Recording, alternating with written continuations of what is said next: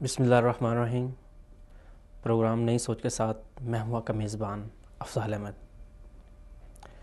ناظرین، آج جو ہمارا موضوع ہے وہ بڑی اہمیت کا حامل ہے، کیونکہ آج کل پوری دنیا میں جو ایک بڑھتا ہوا فیشن، اس کے نقصانات، اور اس بارے میں ہم بہت جامع بات کریں گے کہ اسپیشلی ہم بات کریں گے ہماری جو نوجوان نسل ہے اس میں جو بڑھتا ہوا فیشن، کیونکہ ہماری نوجوان نسل جو ہے آج کل بہت سی برائیوں میں مبتلا ہو رہی ہے، اور اس میں کہیں کسی حد تک جو ہے فیشن کا بھی اس میں رد عمل ہے۔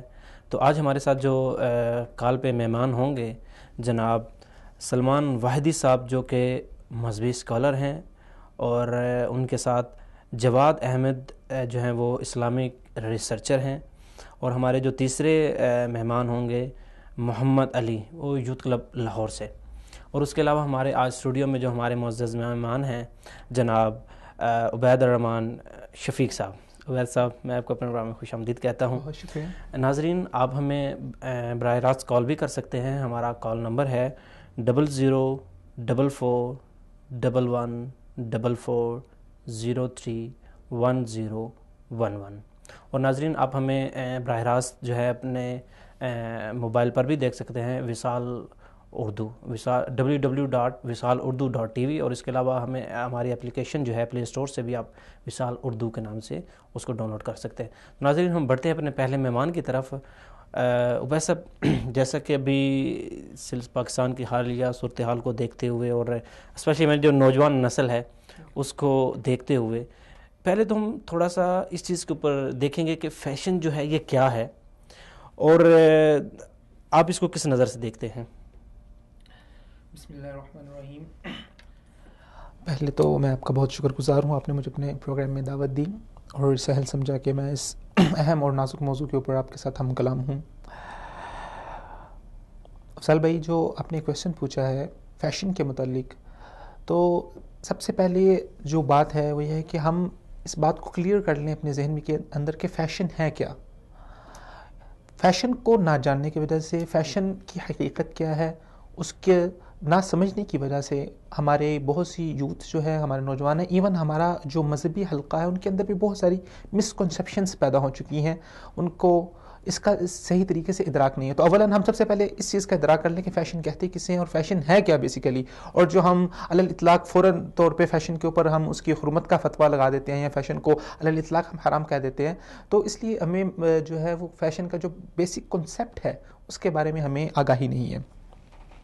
دیکھیے، فیشن بیسیکلی کہا جاتا ہے کہ آپ کا جو سٹائل ہے، سٹائل کو کہتے ہیں وہ آپ کے کلوتھنگ، کپڑوں کا بھی سٹائل ہو سکتا ہے، آپ کے بالوں کا سٹائل بھی ہو سکتا ہے، دا وے آف یور لیونگ، آپ کے رہنے کا سٹائل، آپ کا رہن سہن، آپ کا طرز بود و باش، ان سب چیزوں کو ہم ایک فیشن کا نام دیتے ہیں۔ اسلام نے بھی ہمیں یہ ان تمام چیزوں سے آگاہ کیا ہے۔ اسلام نے اپنا ایک نظام میں، ہم اس کو نظام طرز بود و باش کہہ لیں یا ہم اس کو اسلامک فیشن کہہ لیں، اسلام نے بھی ہمیں اپنا ایک فیشن دیا ہے۔ اسلام ایک نظریاتی دین ہے۔ اسلام جو ہے وہ ہمیں ہر زندگی کے ہر موڑ کے اندر جہاں جہاں ہمیں ضرورت پڑتی ہے وہاں پر اسلام ہمیں کچھ اصول و ضوابط دیتا ہے۔ یہ اصول و ضوابط اسلام نے دے دیے۔ اب جو چیز ان اصول و ضوابط کے مطابق ہے وہ تو ہم اس کو اپنائیں گے، اس کو اپلائی کریں گے، اور جو چیز ان اصول و ضوابط سے ہٹ جائے گی، چاہے اس کا تعلق کسی بھی معاشرے سے ہو، کسی بھی عرف سے ہو، جو ان اصول و ضوابط کے تحت ہے اس کو ہم ایمان تسلیم کریں گے، اور جو ان اصول و ضوابط کے تحت نہیں ہے ہم اس کا انکار کر دیں گے، کیونکہ وہ ہماری اسلامک آئیڈیالوجی کا حصہ نہیں ہے۔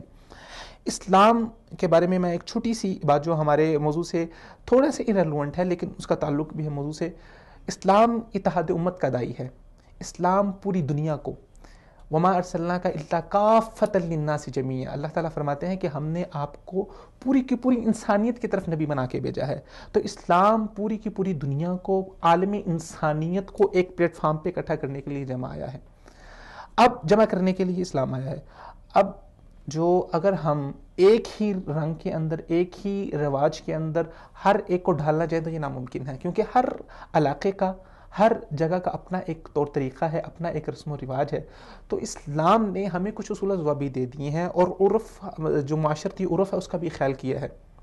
مثال کے طور پہ کہ ہمارے ہاں پاکستان کے اندر جو رواج ہے وہ عرف ہے پہناوے کا، کپڑے پہننے کا، وہ تھوڑا مختلف ہے. عرب کے اندر جو ہے وہ مختلف ہے. اگر ہم باہر یورپ چلے جائیں یا اس سے آگے ہم امریکہ آسٹریلیا کی طرف چلے جائیں تو وہاں پر جو کلوتھنگ کا سٹائل ہے، جو کپڑوں پہننے کا انداز ہے وہ مختلف ہے. اب اگر ہم جو ہے سب کو ایک چیز کو پر اکٹھا کریں تو ہو سکتا ہے کچھ چیزیں جو ہیں وہ پاکستان میں رہنے والوں کے لیے مشکل ہو جائیں اور کچھ چیزیں وہاں پہ رہنے والوں کے لیے مشکل ہو جائیں. تو اس طرح ایک پلیٹ فارم کے اوپر ایک اتحاد ممکن نہیں ہو سکتا. تو اسلام نے ہر ایک کہ جو اس کا عرف ہے، اس کا رواج ہے، اس کا اسلام نے خیال رکھا ہے. لیکن اس کے ساتھ ساتھ اسلام نے ہمیں کچھ اصول و ضوابط دے دی ہیں. انشاءاللہ جو فیشن کے حوالے سے جو اصول و ضوابط ہیں جو اسلام نے دی ہیں، ہم ان کو انشاءاللہ آگے باقاعدہ مکمل طور پر ڈسکس کریں گے کہ اسلام نے جو فیشن اور جو کپڑے پہننے اور جو زندگی گزارنے اور رہن سہن کے حوالے سے اسلام نے جو ہمیں اصول و ضوابط دیے ہیں وہ کیا ہیں، ان کے اوپر ہم بات کریں گے. لیکن میں یہ بات کہنا چاہ رہا ہوں کہ اسلام سب کو اصول و ضوابط دیتا ہے، کہتا ہے کہ اپنے عرف کا آپ اعتبار کریں. جو آپ کے عرف کے اندر، جو آپ کے رواج کے اندر، آپ کے علاقے کے اندر جو چیز پائی جاتی ہے اس کو اختیار کریں. ہاں، جو چیز اس اصول کے، اس اسلامی آئیڈیالوجی کے مخالف ہوگی آپ اس کو ختم کر دیں، اس کو نہ اپنائیں. تو بیسیکلی ہم فیشن کے اوپر بات کر رہے تھے. تھوڑا سا انریلیونٹ بھی ہے اور ریلیونٹ بھی، آپ اسے کہہ لیں، ہمارے موضوع کے ساتھ تھوڑا سا جڑتا بھی ہے اس حوالے سے. تو بیسیکلی ہم فیشن کے اوپر بات کر رہے تھے. تو فیشن، ہم جس فیشن کو، جس کا ہم انکار کرتے ہیں یا جس فیشن سے ہم اپنی نوجوان نسل کو روک رہے ہیں، یا جو ہماری یوتھ ہے جو فیشن اختیار کر کے وہ تباہی کے دہانوں کی طرف جا رہی ہے، وہ بیسیکلی مغربی فیشن ہے یا مغربی کلچر ہے. وہ فیشن جو مغربی کلچر کو عام کر رہا ہے. دیکھیں، فیشن جو ہوتا ہے وہ کسی بھی کلچر کو نمایاں کر رہا ہوتا ہے. فیشن اس کلچر کی ایک عملی تصویر ہوتی ہے جو معاشرے کے سامنے پیش کی جاتی ہے. اب مغرب جو ہے، ویسٹ، اپنے فیشن کے ذریعے اپنے کلچر کو پروموٹ کر رہا ہے. تو ہمیں اس صورت میں کیا چاہیے کہ ہم اپنے کلچر کو اپنے فیشن کے ذریعے پروموٹ کریں. ہم ان کے فیشن کو اختیار نہ کریں، ہم اپنے جو ہے اس کو کلچر کو پروموٹ کریں اپنا فیشن اختیار کر کے. فار ایگزامپل، ابھی جو موجودہ آپ نے ایک سوال کے اندر یہ بھی پوچھا ہے کہ آپ اس جو موجودہ فیشن ہمارے معاشرے میں چل رہا ہے اس کو کس نظر سے دیکھتے ہیں. فضل بھائی، جو اس وقت موجودہ فیشن انڈسٹری بن چکی ہے، فیشن ایک انڈسٹری کی شکل اختیار کر چکا ہے. تو اگر ہم اس کے اندر دیکھیں تو اس میں بہت سارے مسائل ہیں ہماری یوتھ کے لیے، ہمارے نوجوانوں کے لیے، ہمارے لوگوں کے لیے. یہ فیشن انڈسٹری، یہ برانڈز کا کلچر جو ہمارے معاشرے میں آ رہا ہے، اس نے ہمارے معاشرے کا ستیہ ناش کر کے رکھ دیا ہے. لوگوں کے اندر نفسیاتی جو ہے وہ ہجان پیدا ہو رہا ہے. میں دیکھتا ہوں کہ یار فلاں بندے نے جو ہے وہ فلاں برانڈ کا کپڑا پہنا ہوا ہے، یا فلاں بندے نے فلاں برانڈ کی واچ پہنی ہوئی ہے، یا فلاں برانڈ کی گھڑی پہنی ہوئی ہے. پھر مجھے دیکھ کے اس کیا ہوتا ہے، احساس کمتری ہوتی ہے، مجھے نفسیاتی ہجان پیدا ہوتا ہے. پھر یہ بات یہاں پر بس نہیں ہوتی. پھر جب میرے نفسیاتی ہجان میرا بڑھ جاتا ہے تو پھر اس سے جو شرح جرائم ان کے اندر بھی اضافہ ہوتا ہے. ظاہر بات ہے، جب مجھے چیزیں نہیں ملیں گی تو میرے پاس وسائل نہیں ہے کہ میں ان چیزوں کو اختیار کر سکوں، ان چیزوں کو لے سکوں، تو پھر میں دوسرے وسائل جو ہے وہ اختیار کرنے کی کوشش کروں گا. اس کے لیے مجھے چوری کرنی پڑے گی، ڈاکہ ڈالنا پڑے گا، میں ڈاکہ ڈالوں گا، کیونکہ ہمارا معاشرتی ماحول ایک اس طرح کا بن چکا ہے.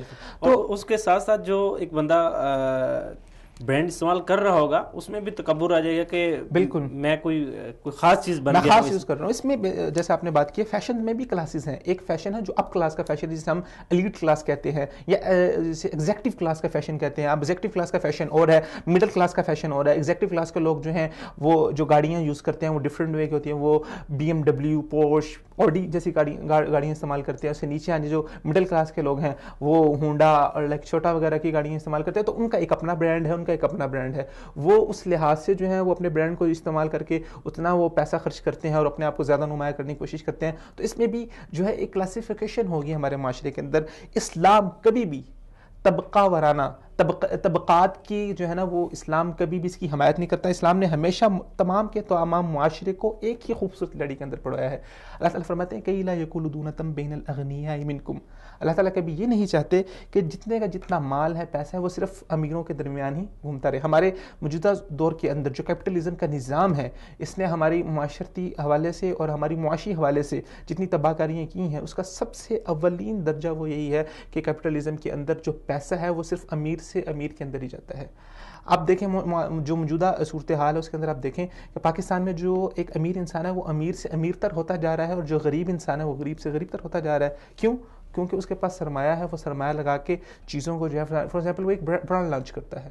برانڈ کے اوپر وہ بہت بڑی سرمایہ کاری کرتا ہے. اب اس برانڈ کو خریدنے والے جو ہے وہ اس لیول کے لوگ ہیں, اس برانڈ کو خرید لیں گے. لیکن جو ایک غریب آدمی ہے جو اس برانڈ کے اوپر جو ہے اس برانڈ کی کسی شو روم کے اوپر ایز اے سیلز مین کام کر رہا ہے, جس کی 10 سے 15 ہزار تنخواہ ہے, اب دیکھیں وہ وہاں سے اس سیلز مین کے ذریعے کتنے لاکھ روپے کما رہے ہیں, لیکن وہ سیلز مین جس کی 10 سے 15 ہزار روپے تنخواہ ہے وہ برانڈ نہیں خرید سکتا.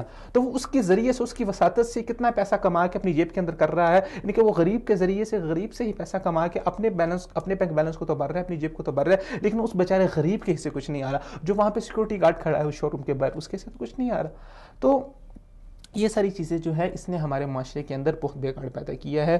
ہمارے معاشرے کو دو طبقات کے اندر تقسیم کر کے رکھ دیا ہے کہ یہ جو ہے وہ ایلیٹ کلاس ہے, یہ مڈل کلاس ہے, یہ لو کلاس ہے. اس کا بندہ جو ہے, لو کلاس کا بندہ جو ہے وہ مڈل کلاس میں نہیں جا سکتا. جو ہے اس کے علاوہ جو ایگزیکٹو کلاس کی پرائورٹیز ہیں, ایگزیکٹو کلاس کے جو ان کا علیحدہ سے ڈریس کوڈ ہوتے ہیں, ایون وہ یعنی کہ ان کی یہ کوشش ہوتی ہے کہ ہم نے ایک دفعہ ایک پارٹی میں جو ہم نے سوٹ پہن لی ہے, خاص کر خواتین کی ہوتی ہے کہ ہم نے جی سب سے پہلے تو ان کی یہ کوشش ہوتی ہے کہ ہم نے کسی پارٹی میں جانا ہے, کسی پروگرام میں جانا ہے, تو اچھے سے ایسے ڈیزائنر کا کپڑا لیا جائے, اس سے سوٹنگ کروائی جائے. دین اس کے بعد جو ہے وہ ایک دفعہ ایک سوٹ پہن لیا, تو میں نے یہ سوٹ فلاں موقع پہ پہنا تھا, اب وہ ہزاروں لاکھ روپے کا جو انہوں نے سوٹ لیا وہ ضائع گیا, اب دوسری نئی پارٹی کے اوپر نیا ڈریس خریدنا ہے. تو پیسے کا ضیاع ہے, فضول خرچی ہے, ٹائم کا ضیاع ہے بہت سارے اس کے اندر, کہ آپ جو ہے وہ ہر وقت اسی کام کے اندر لگے رہیں گے کہ جی میں نئے سے نئے ڈیزائن کی تلاش کروں, کون سا نیا ڈیزائن آ گیا ہے, کون سا نیا ٹرینڈ چل رہا ہے. اچھا اب یہ جو فیشن ہے یہ معاشرے کے اندر کس طرح آتا ہے؟ بیسیکلی لوگ فیشن کو اپناتے کیوں ہیں, یہ ایک بہت اہم سوال ہے کہ لوگ فیشن کی طرف کیوں جا رہے ہیں. اس کے اندر پہلی وجہ تو جو ہم نے بیان کی ہے وہ پیر پریشر ہے, معاشرتی دباؤ ہے. میں آپ کو دیکھتا ہوں کہ آپ نے جو ہے وہ بہت اچھے برانڈ کی چیزیں پہنی ہیں, تو میری چاہت ہوتی ہے کہ یار میں بھی آپ کو فالو کروں. سیکنڈ تھنگ جو ہے, لوگ فیشن اس لیے اپنا رہے ہیں کہ جو فیشن انڈسٹری والے لوگ ہیں ان کی ایک مارکیٹنگ اسٹریٹجی ہے. مارکیٹنگ اسٹریٹجی کیا ہے کہ انہوں نے لوگوں کے سامنے کچھ آئیڈیل, کچھ رول ماڈل, کچھ ہیروز بنا کے پیش کیے ہیں, اور ان ماڈلز کو, رول ماڈلز کو, ان ہیروز کو بہت خطیر رقم دی جاتی ہے رائلٹی کے نام کے اوپر. کس لیے کہ آپ نے ہمارا برانڈ, ٹھیک ہے, ہمارا یہ جو مونو ہے یہ آپ نے پہننا ہے. مثال کے طور پہ کوئی مووی ایکٹر ہے, کوئی مووی ایکٹریس ہے, کوئی پاپ سٹار ہے, کوئی لائک فٹ بالر ہے, کوئی اسپورٹس مین ہے, ٹھیک ہے, وہ ان کو اپنا ایک برانڈ ایمبیسڈر بناتے ہیں. اب ہمارے لوگوں کے سامنے ان کو ایک بہت بڑھا چڑھا کے, ان کو ایک ہیرو کی شکل دے کے, ان کو ایک رول ماڈل کی شکل دے کے جو ہے نا وہ معاشرے کے سامنے پیش کیا گیا ہے. اور ہماری جو یوتھ ہے, ہماری نوجوان ہے, جن کا جو ینگ جنریشن ہے, جن کا خون گرم ہوتا ہے, تو وہ ان کو بہت جلدی سے ان کو فالو کرتی ہے, ان کے پیچھے چلتی ہے.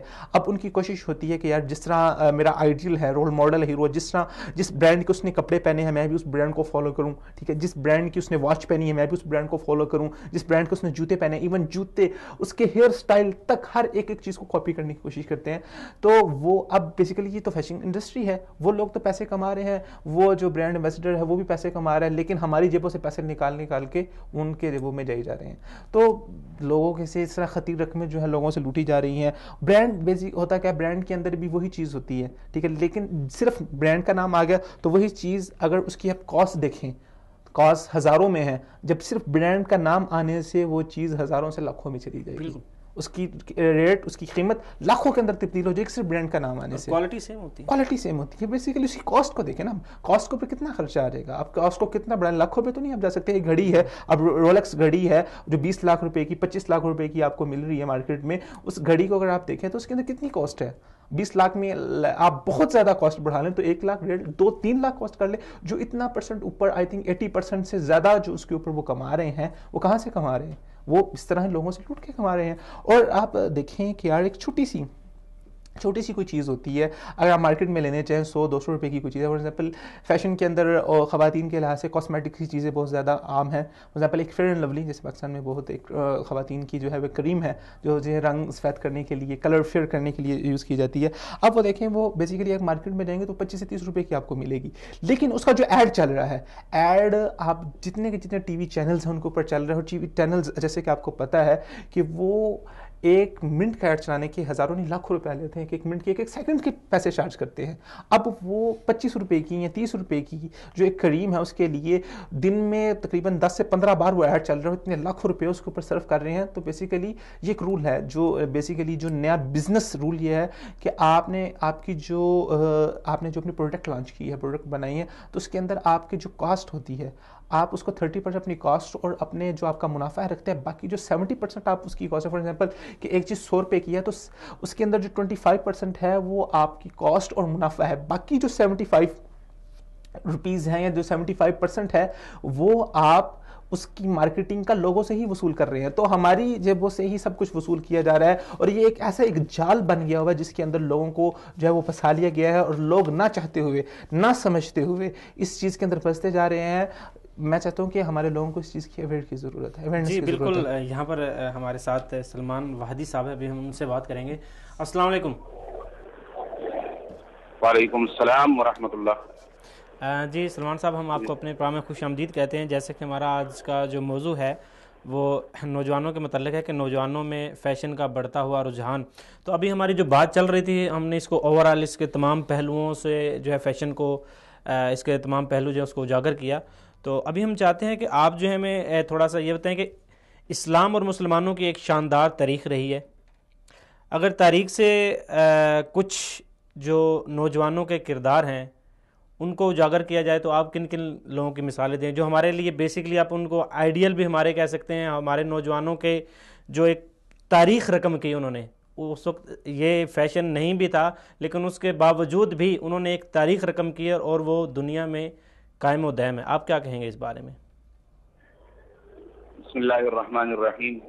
میں سب سے پہلے آپ کا شکریہ ادا کرتا ہوں کہ آپ نے مجھے موقع دیا. دوسری بات یہ کہ ہمارے لیے سب سے آئیڈیل اور سب سے بڑا نمونہ حضرات صحابہ اکرام رضوان اللہ تعالی علیہم اجمعین ہے. ویسے تو نبی اکرم صلی اللہ علیہ وسلم کی ذات گرامی ہے, اور اس کے بعد پھر حضرات صحابہ اکرام رضوان اللہ تعالی علیہم اجمعین ہے. حضرات صحابہ اکرام رضوان اللہ تعالی علیہم اجمعین میں صرف نوجوان ہی نہیں بلکہ جو بچے تھے, مطلب صحابہ اکرام میں جو بچے تھے, طفل تھے, چھوٹی عمر کے تھے, نابالغ تھے, وہ بھی ہمارے لیے اسوہ حسنہ اور نمونہ ہے, اور وہ بھی ہمارے لیے آئیڈیل ہیں. اس لیے کہ انہیں خیر القرون حضرات نبی اکرم صلی اللہ علیہ وسلم کی صحبت میسر آئی. پھر حضرات صحابہ اکرام رضوان اللہ علیہ اجمعین کے بعد خیر القرون کا جتنا بھی زمانہ رہا, تابعین, تبع تابعین رحمہم اللہ تعالی علیہ اجمعین کا, یہ بھی ہمارے لیے آئیڈیل اور نمونہ. اور جہاں تک آپ نے بات کی اسلامی تحریکوں کی, اس میں بڑے بڑے نام ہیں, بہت بڑے بڑے نام ہیں. جناب محمد ابن قاسم رحمۃ اللہ علیہ, بالکل نوجوان 17 سال, جو ایک خاتون کی آواز پر سندھ تک گئے. صرف عرب, بلاد عرب میں ہی نہیں بلکہ سندھ تک گئے, اور حجاز سے سندھ تک کا سفر کتنا زیادہ ہے اس زمانے کے لحاظ سے. اس زمانے میں بھی اگر ہم بائی ایئر جائیں تو 4-5 گھنٹے لگتے ہیں, لیکن اگر اس زمانے کے حساب سے ہم تصور کریں تو کتنا بڑا سفر تھا. لیکن اس سب کے باوجود انہوں نے نہ صرف تحریک کی کمان کی بلکہ تحریک کو پایہ تکمیل تک پہنچایا بھی, اور انجام تک پہنچایا بھی, اور خیر و خوبی کے ساتھ انجام تک پہنچایا. اور اس کے علاوہ جناب حضرات محدثین کی طرف اگر ہم نگاہ اٹھائیں تو ایک بڑا طبقہ ہے محدثین میں جو نوجوانی کی عمر میں انہوں نے قدم رکھا اور کافی کام کیا حدیث کی خدمت کی. فقہا کی طرف اگر ہم فقہ کے میدان میں ہم نگاہ اٹھا کے دیکھتے ہیں تو وہاں پہ بھی نوجوانوں کی ایک بڑی تحریک اور بڑی ایک اچھی خاصی تعداد ہے. امام محمد رحمۃ اللہ علیہ, امام حسن ابن زیاد رحمۃ اللہ علیہ, اور امام شافعی رحمۃ اللہ علیہ, امام مالک رحمۃ اللہ علیہ, اور ایک بڑی تعداد ہے. میں نام گننا شروع کروں گا تو وقت میرا خیال ختم ہو جائے گا, لیکن نام نہیں ختم ہوں گے. اسی طرح دیگر جتنے بھی میدان ہیں, سیاست کا میدان اور دیگر جتنی بھی اسلام میں تحریکیں اٹھتی رہیں, ان سب کی قیادت نوجوانوں نے کی. آج کل المیہ ہمارا یہ ہے کہ آج کے نوجوان کے پاس سب کچھ ہے لیکن نہیں ہے تو اسلام نہیں ہے, اور نماز نہیں ہے, قرآن نہیں ہے. انہیں ہر چیز کی فکر لگی ہوئی ہے, لیکن اگر فکر نہیں ہے تو وہ اسلام کی فکر نہیں ہے, اور فکر نہیں ہے تو وہ نماز کی فکر نہیں ہے, قرآن مجید کی فکر نہیں ہے, اپنے والدین کی خدمت کی فکر نہیں ہے. میں پچھلے جمعہ شیخ حذیفی حفظہ اللہ کے پیچھے پڑھا مسجد نبوی میں, تو انہوں نے اسی موضوع پہ بات کی انہوں نے یہی فرمایا کہ آج کا مسلمان غفلت، سستی اور لاپرواہی کا شکار ہو چکا ہے، اور اسی غفلت میں اس نے نماز کو بھی بھلا دیا ہے، اسی غفلت اور لاپرواہی میں اس نے اپنی قرآن مجید کی تلاوت کو بھی بھلا دیا ہے، اسی غفلت میں اس نے روزوں کو بھی چھوڑ دیا، اسی غفلت میں اس نے اپنے والدین کی خدمت کو بھی چھوڑ دیا۔ حالانکہ انہوں نے فرمایا کہ اگر ہم اسی غفلت کے شکار رہے تو اولئک کالانعام بل هم اضل اولئک هم الغافلون، انہوں نے فرمایا کہ یہ تو غفلت کی وجہ سے ہم پھر جانوروں سے بھی بدتر ہو جائیں گے۔ جب غفلت اور لاپرواہی میں جس طرح ایک جانور ہے، اور اگر ہم اللہ کے احکامات کے مطابق، نبی اکرم صلی اللہ علیہ وسلم کی سنت کے مطابق اگر ہم اپنی زندگی نہیں گزار پا رہے تو پھر ایک انسان اور ایک جانور میں کوئی خاص فرق نہیں ہے۔ جانور بھی اپنی زندگی گزارتا ہے، صبح اٹھتا ہے، کھاتا ہے، پیتا ہے، اپنے معمولات گزار کے سو جاتا ہے رات کو، تو انسان بھی اگر اللہ کے احکامات کے مطابق، نبی اکرم صلی اللہ علیہ وسلم کی سنت کے مطابق اگر وہ زندگی نہیں گزارتا تو اس میں اور ایک جانور میں کوئی فرق نہیں ہے۔ جی، جس طرح ابھی قرآن پاک میں بہت سارے نوجوانوں کا تذکرہ ہے، جس میں سیدنا یوسف علیہ السلام، اسی طرح موسیٰ علیہ السلام کی جوانی کا تذکرہ، اسی طرح اصحاب کہف کے جوانوں کا تفصیلی ذکر ہے، تو آپ کیا کہہ سکتے ہیں کہ آج کا نوجوان جو ہے قرآن پاک میں جو ان نوجوانوں کا ذکر ہوا ہے، ان کی جوانی کا جو ذکر ہوا ہے، تو اس سے کیا سبق سیکھ سکتا ہے؟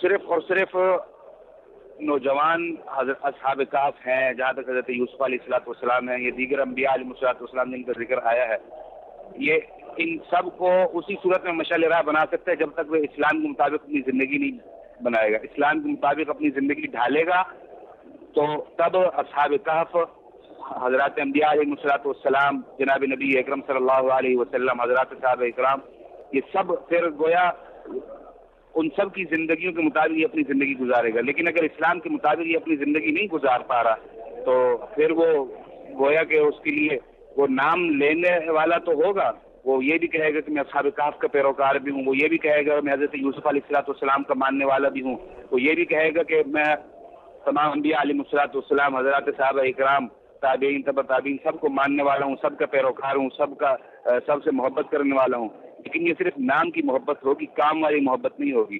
یہ نام والا بات یہی آ جاتی ہے، نام والے مجنون ہو گئے، کام والے مجنون نہیں ہے پھر یہ۔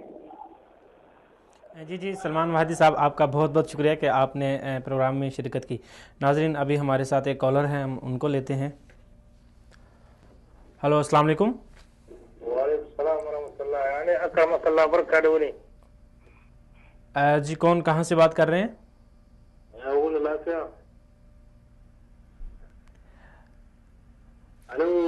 جی، آپ ہمیں سن پا رہے ہیں؟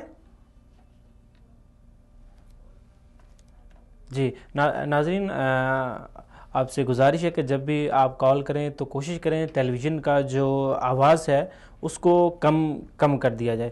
تو یہاں پر ناظرین وقت ہوا ایک بریک کا، ملتے ہیں اس شارٹ بریک کے بعد۔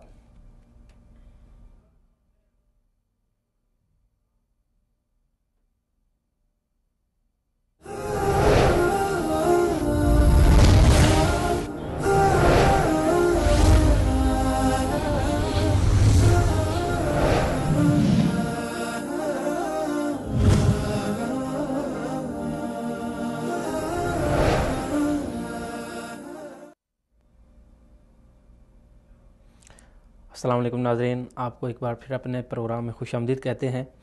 تو بھائی صاحب، جیسے کہ بات چل رہی تھی، ہم نے پہلے تو فیشن کے بارے میں جانا کہ فیشن آخر کس چیز کا نام ہے، ٹھیک ہے جی۔ اس کے بعد پھر ہم نے تاریخی حوالے سے جو کہ اسلامی تاریخ میں ہمارے جو نوجوانوں کا ایک کردار ہے اور انہوں نے جو ایک نام کمایا، بیسیکلی فیشن آج کل اگر نوجوان ہیں وہ فیشن اس لیے اختیار کرتے ہیں کہ معاشرے میں ان کا کوئی نام ہو، کچھ عزت ہو، لوگ ان کو جانے کہ یہ تھوڑا سا معاشرے میں اس کا کوئی مقام ہے۔ لیکن اگر دیکھا جائے اسلامی ہسٹری میں تو مسلمان جو ہیں پوری دنیا پہ جو فاتح ہوئے ہیں وہ نوجوان ہی تھے۔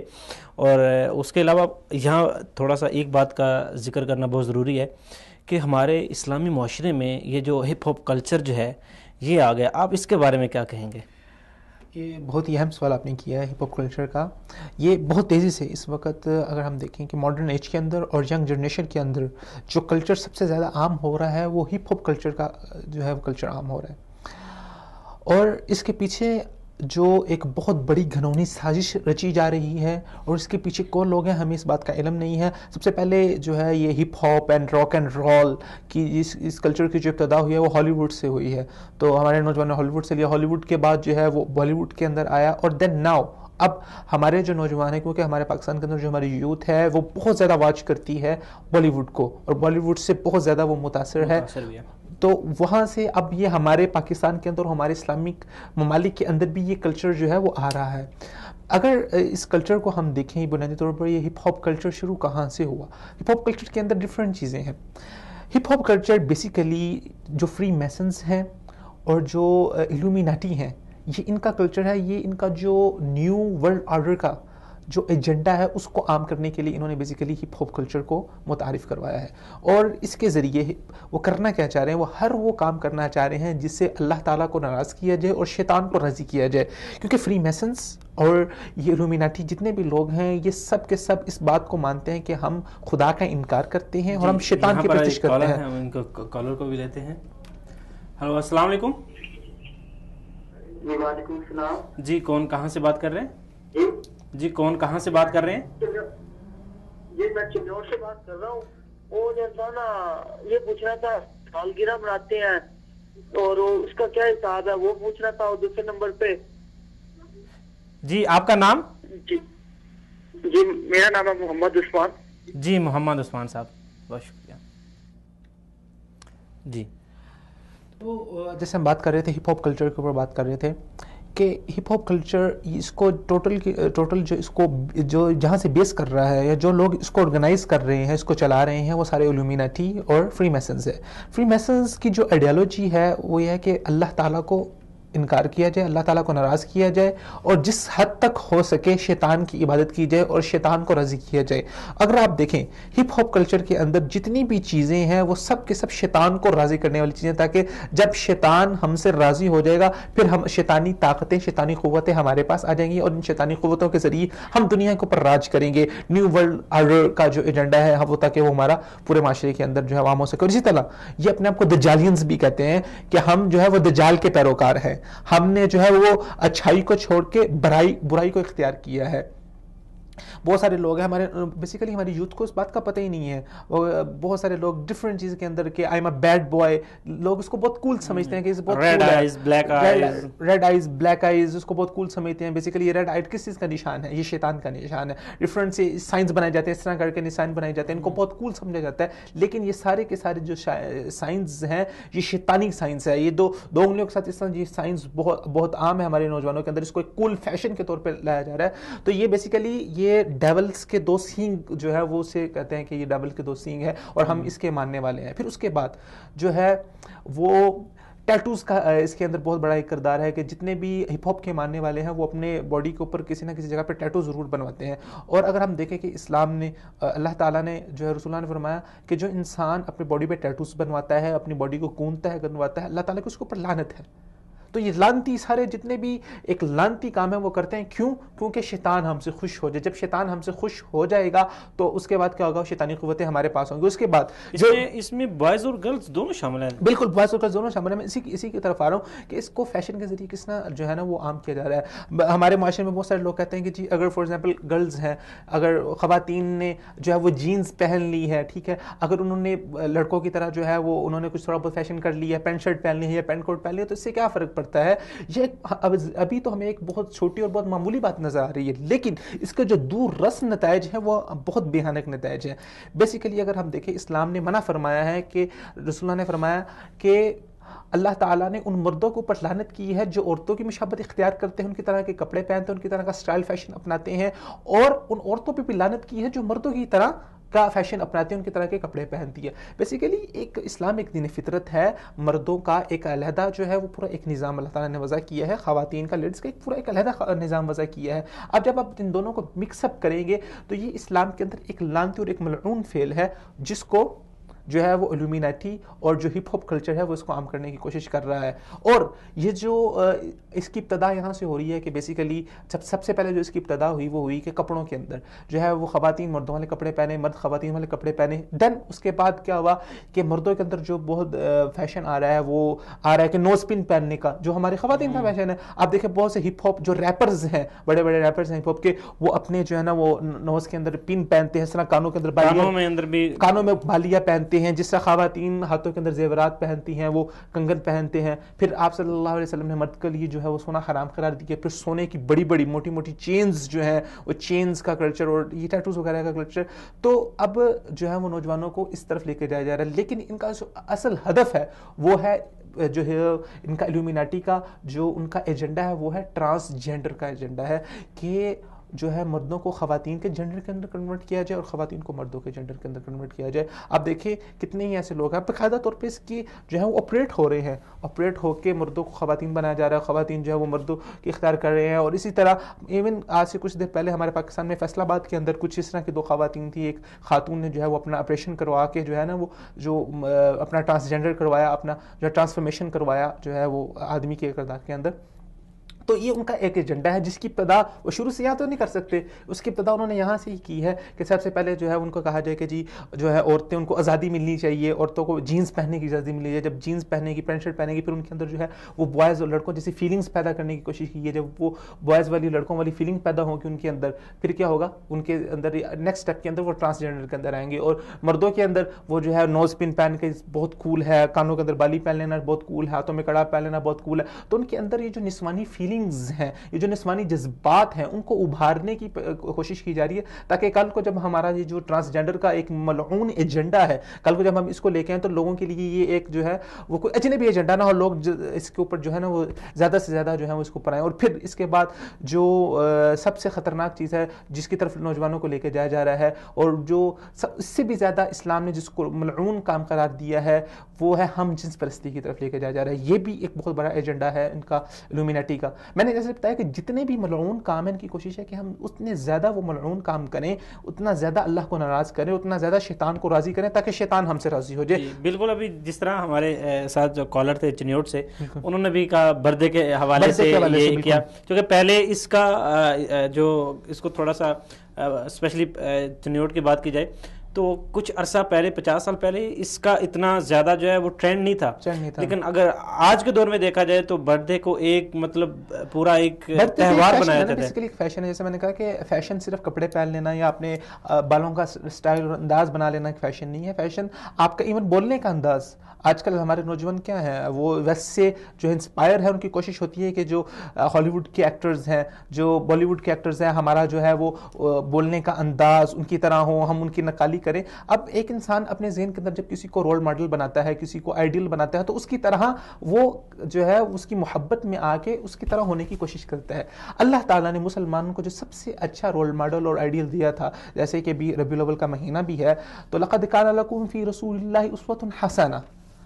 اللہ تعالیٰ فرماتے ہیں تمہارے لیے رسول اللہ صلی اللہ علیہ وسلم کی زندگی ایک بہترین نمونہ ہے. ایک مسلمان کا جو رول ماڈل, سب سے پہلا رول ماڈل, سب سے بنیادی رول ماڈل جو ہونا چاہیے وہ آپ صلی اللہ علیہ وسلم کی ذات کو ہونا چاہیے. آپ صلی اللہ علیہ وسلم کی زندگی, آپ نے جس طرح زندگی گزاری, آپ کے ساتھ محبت, اور محبت اس طرح کی کہ آپ کی ہر بات کو مانا جائے. صحابہ کرام رضوان اللہ علیہ مجمعین جنہوں نے آپ کو رول ماڈل مانا, آپ سے محبت کرنے کا حق ادا کیا, ان کی زندگیوں کو اٹھا کے دیکھیں. ایک صحابی, ان کا واقعہ میرے ذہن میں آ رہا ہے کہ ایک دفعہ آپ صلی اللہ علیہ وسلم مسجد کے اندر درس اور خطبہ شاد فرما رہے تھے, اور آپ صلی اللہ علیہ وسلم نے دیکھا کہ ایک آدمی مجلس سے اٹھا ہے. آپ نے اس کو فرمایا کہ اجلس, بیٹھ جائیے. اور ایک صحابی باہر تھے اور وہ جوتیوں والی جگہ پر تھے. انہوں نے سمجھا کہ آپ صلی اللہ علیہ وسلم نے, وہ دیکھ رہے تھے, حالانکہ دیکھ رہے تھے کہ سامنے آدمی کو کہا ہے کہ اس کو اجلس, لیکن آپ صلی اللہ علیہ وسلم کے حکم کی اتنی پیروی انہوں نے کی کہ آپ نے فرمایا اجلس, تو وہاں جوتیوں والی جگہ پر ہی بیٹھ گئے. تو آپ نے فرمایا کہ میں نے آپ کو نہیں کہا تھا. کہنے لگے کہ اللہ کے نبی, میری دل نے یہ برداشت نہیں کیا کہ آپ کی زبان سے ایک بات نکلے اور دوسری جانب میرا سر تسلیم خم نہ ہو. اور شاعر نے کتنی خوبصورت بات کہی ہے, کھینچ ایسا نقشہ کہ جس میں ایسی صفائی ہو, ادھر فرمانے محمد ہو, ادھر گردن جھکائی ہو. تو ہماری آج کی یوتھ, ہماری جو نوجوان نسل ہے, اس کے لیے جو سب سے پہلا آئیڈیل ہونا چاہیے وہ کوئی بالی ووڈ, وہ کوئی ہپ ہاپ پاپ سٹار نہیں ہونا چاہیے, وہ کوئی ریپر نہیں ہونا چاہیے, وہ کوئی مووی ایکٹر, فلم ایکٹر نہیں ہونا چاہیے. ہماری اسلامی تاریخ ہمارے ہیرو سے بڑی ہوئی ہے, لیکن سب سے بڑا مسئلہ اور سب سے بڑا ایشو یہ ہے کہ ایک سوچی سمجھی اسکیم کے تحت ہمارے نوجوان کو اس سے بھی دور کیا جا رہا ہے. جی بالکل. اس حوالے سے ہمارے ساتھ محمد علی صاحب جو ہیں وہ ہمارے ساتھ موجود ہیں, ہم ان سے بات کرتے ہیں. السلام علیکم. وعلیکم السلام ورحمۃ اللہ وبرکاتہ. جی محمد علی صاحب, آپ کا بہت بہت شکریہ کہ آپ نے وقت نکالا اور ہمارے پروگرام میں شرکت کی. جیسے کہ ابھی ہم بات کر رہے تھے ہپ ہاپ کلچر کی, اور اسی کے حوالے سے اس کو ہم تھوڑا سا آگے بڑھتے ہیں. فیشن سٹائل اور ماڈرنزم کے نام پہ نوجوانوں کا غیر اخلاقی جو ایک اوڑھنا بچھونا, اور اسپیشلی جو ایک آزادی کا ایک جو ہے کہ جی ہمیں آزاد مادر پدر آزاد ہونا چاہیے, اس کا جو ایک تصور جو نوجوانوں کے ذہن میں آیا ہوا, اور اپنے آپ کو وہ چاہتے ہیں کہ ہم ہر لحاظ سے آزاد ہوں. بیسیکلی یہ کسی اپنے آپ کو مصیبت میں ڈالنا اور چنگل کی طرف جانا ہے. تو آپ کیا سمجھتے ہیں کہ ہماری جو نوجوان نسل ہے ان کو جو ایک ماڈرنزم کے نام سے اور دوسرا مادر پدر آزاد اور ایک آزادی کا جو تصور دیا جا رہا ہے, آپ اس کے حوالے سے کیا کہیں گے؟ جزاک اللہ خیر, آپ نے مجھے دعوت دی پروگرام میں. دیکھیے میں سن رہا تھا شفیق بھائی کو, انہوں نے بڑی اچھی بات کی. انہوں نے ماڈرن سویلائزیشن کا ذکر کیا, اس کے پیرنٹس کا ذکر کیا, اور جو الومناٹی کا انہوں نے ذکر کیا. میں بھی اسی کے حوالے سے دیکھیں بات کرنا چاہوں گا کہ ماڈرن سویلائزیشن کے پلرز کو سمجھنا ہمارے لیے بہت ضروری ہے. اور ماڈرن سویلائزیشن کا ایک پلر ہے مٹیریلزم, یعنی کہ مادہ پرستی. اب جس سویلائزیشن کا پلر مادہ پرستی ہے, مٹیریلزم ہے, اس کا پھر میڈیا, اس کی موویز, اس کا تعلیمی نظام پھر اسی کے ارد گرد ایوالو کرے گا. تو ہم اگر ان کی موویز دیکھتے ہیں تو ان کی موویز سے ہمیں جو سبلیمنل میسیجز ملتے ہیں, سبلیمنل میسیجز ایک فیلڈ ہے, اس میں کچھ میسیجز ہوتے ہیں, ہڈن میسیجز ہوتے ہیں یوتھ کے لیے اور آڈینس کے لیے. یہ ایک فیلڈ ہے سبلیمنل میسیجز کی. تو وہ ڈائریکٹ ہمارے نفس الامارہ کو جا کے ہٹ کرتے ہیں. اور سبلیمنل میسیجز, نفس الامارہ وہ نفس ہے جو برائی کی طرف فائل کرتا ہے, اینڈ دے نو اٹ. وہ انہوں نے پوری سائیکالوجی اسٹڈی کی ہوئی ہے. تو وہ اس فریکوینسی پہ میسیجز دیتے ہیں جو ڈائریکٹ ہمارے اپنے نفس الامارہ کو جا کے ہٹ کرتا ہے. اور آپ نے دیکھا ہوگا کہ media, movies, T V series, advertisement, ان کا ایک کام ہے کہ یہ برائی کو اور کرائم کو بڑا گلیمرائز کر کے دکھاتے ہیں. بڑا نا آپ کہہ لیں کہ سجاوٹ کر کے دکھایا جاتا ہے برائی کو. اس کی وجہ یہ ہے کہ ہیومن سائیکالوجی یہ کہتی ہے کہ ہمارا جو نفس ہے وہ برائی کی طرف مائل زیادہ ہوتا ہے. اب ایک مووی ہے, اس میں اچھا میسج ہو سکتا ہے, لیکن اس میں کچھ ایسی چیزیں ہوں گی, ڈیفینیٹلی ایسے کچھ سین ہوں گے یا ولن کو بڑا نا ہیرو کی طرح کا دکھایا ہوگا. اس سارے میسیجز وہ کس لیے دے رہے ہیں؟ کیونکہ اس کے پیچھے ایک پورا ہڈن ایجنڈا ہے, نیو ورلڈ آرڈر کا, الومیناٹی کا. اس کے پیچھے ایک ہنڈا ہے, ایک ایجنڈا ہے. اگر آپ وہ اسٹڈی کریں زائنسٹ کے حوالے سے, زائنسٹ تاریخ اسٹڈی کریں تو پروٹوکولز آف زائونز ایک بک ہے. اس کے مطابق انہوں نے باقاعدہ یہ ڈیسائیڈ کیا ہوا ہے, انہوں نے یہ سوچا ہوا ہے کہ یوتھ کے مورلس کو ہم نے کس طرح سے جو ہے نا وہ تباہ و برباد کرنا ہے, ہم نے دوسرے کلچرس کو کس طرح سے تباہ و برباد کرنا ہے. اور اس کی وجہ یہ ہے کہ وہ دنیا پر حکومت کرنا چاہتے ہیں. اس کے لیے جو ایجنڈا ان کے ذہن میں یہ ہے کہ یوتھ کے مورلس کو زیادہ سے زیادہ جو ہے وہ برباد کیا جائے. تو اب دیکھیں اس کو کاؤنٹر ہم نے کیسے کرنا ہے. یہ تو میں نے ویسے ایک اوور ویو دیا ہے کہ موویز میں کیا ہوتا ہے. بالی ووڈ کی موویز آپ دیکھ لیں, ان کے سانگس دیکھ لیں, لٹرلی آج کل جو سکھایا جا رہا ہے وہ آڈیو پورنوگرافی ہے. مطلب کہ اس طرح کے بےہودہ لیرکس, اس طرح کی بےہودہ ویڈیوز دکھائی جا رہی ہیں. تو یوتھ جو کہ اس کو دیکھے گا اس سے وہی چیز سیکھے گا. جس کو کاؤنٹر ہم نے ایسے کرنا ہے کہ ہم نے یوتھ کو زندگی کا مقصد بتانا ہے. سب سے پہلی چیز تو یہ ہے ہم نے اسے گولز اور مشنز اور ویژن دکھانا ہے کہ یہ تمہارا ویژن ہے, یہ تمہارے گولز ہیں. ہم نے انہیں گولز بنانا سکھانے کے لائف میں اگر تم نے اچیو کرنا ہے تو وہ کس طرح سے اچیو کرنا ہے, تمہارا ویژن کیا ہونا چاہیے, اور اسلام کی تم سے کیا ایکسپیکٹیشن. اس کے حوالے سے ہمیں انہیں ایجوکیٹ کرنا پڑے گا. اور اس میں جتنی بھی ایجنسیز آف ایجوکیشن ہیں, such as media, such as educational institutes, such as جو فیملی بھی ایک ایجنسی ہے, ہماری کمیونٹی ایک ایجنسی ہے, ہمارے مدارس ایک ایجنسی ہے, ہم سب کو مل کے اس ویو کو, یہ جو فحاشی کی ویو آ رہی ہے اور یہ جو ایول کو گلیمرائز کرنے کی ویو آ رہی ہے, اس ویو کو کاؤنٹر کرنے کے لیے ہمیں بھی اسی کوالٹی سے کام کرنا پڑے گا, اسی طرح سے انہیں ایجوکیٹ کرنا پڑے گا. لائف کے پرپز کے ہونے سے بات کرنی پڑے گی. جیسے اللہ کے نبی صلی اللہ علیہ وسلم جب آئے تھے مکہ میں تو کچھ اس طرح کے حالات تھے, عرب جو تھے وہ فحاشی میں مبتلا تھے, ان کے سامنے کوئی ویژن نہیں تھا, کوئی گولز نہیں تھے. اب انسان کے سامنے جب کوئی ویژن نہ ہو، جب کوئی گول نہ ہو، پھر وہ ڈھونڈنا رکھنے میں ہی لگ جاتا ہے. تو یوتھ کو ویژن اور گولز دینے کی ضرورت ہے. ان ادر ورڈ یوتھ کو جو ہے نا وہ دین بتانے کی ضرورت ہے، دین کی ایکسپیکٹیشن بتانے کی ضرورت ہے. ویژن اس کا یہی سولوشن ہے، اور اس کے لیے ہم سب انشاءاللہ بہت ہی جوش و خروش سے کام کر رہے ہیں. جیسے کہ آپ ہیں ماشاءاللہ، باقی ٹی وی چینلز ہیں اور دیگر آرگنائزیشنز ہیں. انشاءاللہ اسی طرح چینج آئے گی لوگوں کو ایجوکیٹ کر کے. جی محمد علی صاحب، آپ نے بات کی تعلیم کی، تو آپ کیا سمجھتے ہیں کہ ہمارا جو تعلیمی نصاب ہے وہ نوجوانوں کی جو ایک کردار سازی ہوتی ہے، ان کا جو اخلاق ہوتا ہے، اس میں اہم کردار ادا کر سکتا ہے؟ ڈیفینیٹلی تعلیم ایک ظاہر معاشرے کا پلر ہے ایجوکیشن سسٹم. میں نے جیسے ذکر کیا کہ اس وقت ہم پہ ماڈرن سویلائزیشن پوری طرح مسلط کر گئی ہے. اب چونکہ ہم پہ مسلط ہے تو ہم مجبور ہیں ایجوکیشنل سسٹم بھی اس سے دینے پہ. جتنے بھی پرائیویٹ ادارے ہیں ہمارے جو بھی کوالٹی ایجوکیشن دے رہے ہیں، انفارچونیٹلی تعلیمی نظام یہاں سے ہی لے رہے ہیں ویسے.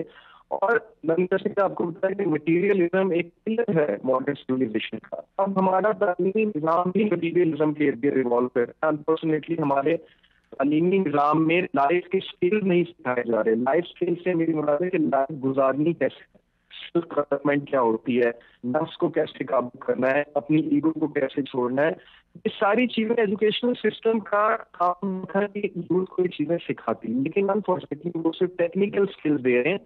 اور مثال ہمارے سامنے موجود ہے، کتنے ہی پڑھے لکھے لوگ پی ایچ ڈی ہوتے ہیں، ایم فل ہوتے ہیں، ماسٹرز ہوتے ہیں، لیکن ان کو بات کرنے کی تمیز نہیں ہوتی.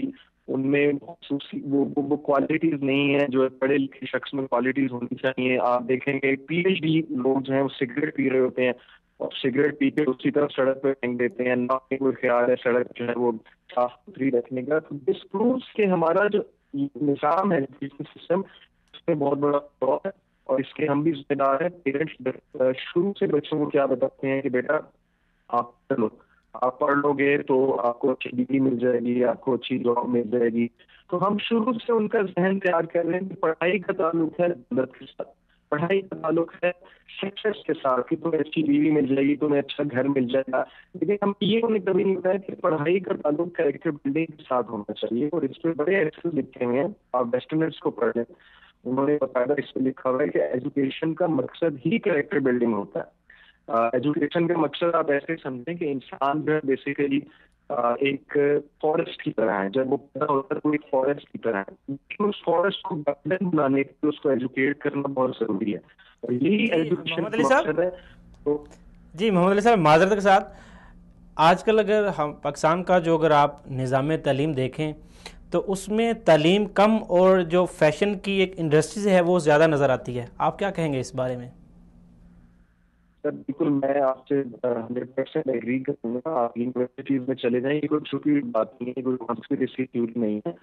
آپ دیکھیں گے کہ وہ ڈیٹنگ ہبز بنے ہوئے ہیں، ڈیٹنگ اسپاٹس بنے ہوئے ہیں، وہاں پہ حملہ گلہ زیادہ ہے، پڑھائی کم ہے. باقاعدہ ایسا محسوس ہوتا ہے کہ ایجنڈے کے تحت ایک باقاعدہ پہلے کہ برین واشنگ کی جا رہی ہے وہاں پہ اسٹوڈینٹس کو مواقع دیے جا رہے ہیں کہ کس طرح سے ان ڈیٹنگ پہ جانا ہے، کس طرح سے گرل فرینڈس بنانی ہے. تو میں ٹوٹلی ایگری کرتا ہوں. قسمتی ہے ہماری، ہم 10 کی وہ چیزیں فالو کر رہے ہیں جن چیزوں نے ان کا سوشل فیبرک برباد کر دیا. بڑی انفارچونیٹ بات ہے.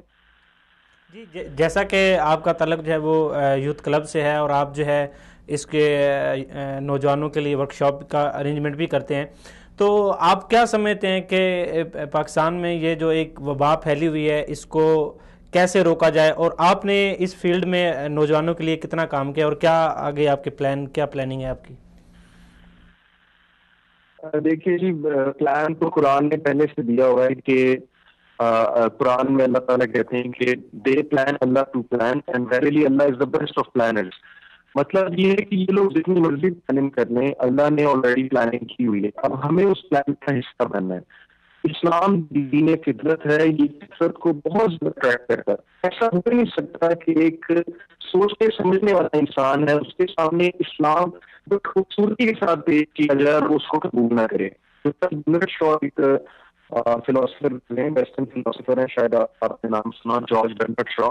انہوں نے بڑی زبردست بات کی تھی. انہوں نے کہا تھا کہ اسلام is perfect, Islam is beautiful, لیکن مسلم جو ہے نا وہ اچھے میسیجز نہیں ہیں انفارچونیٹلی. اب یوتھ جو ہے نا وہ کوئی آئیڈیل دیکھنا چاہتا ہے آج کے دور میں, اور انفارچونیٹلی اسے کوئی آئیڈیل مسلم نظر نہیں آتا. جہاں تک بات ہے ہمارے جو ڈیو رسپیکٹ, میں بڑی عزت کرتا ہوں ہمارے جو مولوی حضرات ہیں, ہمارے جو علماء ہیں, میں ان کی بہت رسپیکٹ کرتا ہوں, میں خود ان سے تعلیم حاصل کرتا ہوں. لیکن یوتھ یہ کہتی ہے کہ انفارچونیٹلی ہمارے جو امام مسجد ہیں ان میں ان کو اگزامپل وہ نظر نہیں آتی, کیونکہ وہ کہتے ہیں کہ وہ 5 وقت کی صرف نمازیں پڑھاتے ہیں, ان کا کام صرف 5 وقت کی نماز پڑھانا ہے. وہ ہماری طرح یونیورسٹیز میں انوالو نہیں ہے, وہ فتنے کو سمجھتے نہیں ہیں, وہ ماڈرن چیلنجز کو سمجھتے نہیں ہیں, وہ گلوبل چیلنجز کو نہیں سمجھتے, تو وہ ہمیں کیا گائیڈ کریں گے؟ ان کا کام تو مسجد میں بیٹھے رہنا. یہ ان کا ایک سوال ہے, اور میں اس کو کچھ حد تک ویلڈ سمجھتا ہوں. ہمیں تو ان کے سامنے ایک آئیڈیل پیش کرنا ہے جو کہ ایجوکیٹڈ بھی ہے, جو کہ ماڈرن چیلنجز کو ڈیل کیے ہوئے ہیں, جو اسی سوسائٹی کا حصہ ہے. اس سوسائٹی میں وہ پروو کر کے دکھا رہا ہے کہ اس سوسائٹی میں رہتے ہوئے بھی ہم 21st سینچری میں رہتے ہوئے بھی ہم کس طرح سے اسلام عمل کر سکتے ہیں. تو یوتھ کا اسی لیے ہم بنایا تھا, ہم اس طرح کے لوگ پیدا کریں جو یوتھ کے سامنے ایگزامپل بن کے آئے.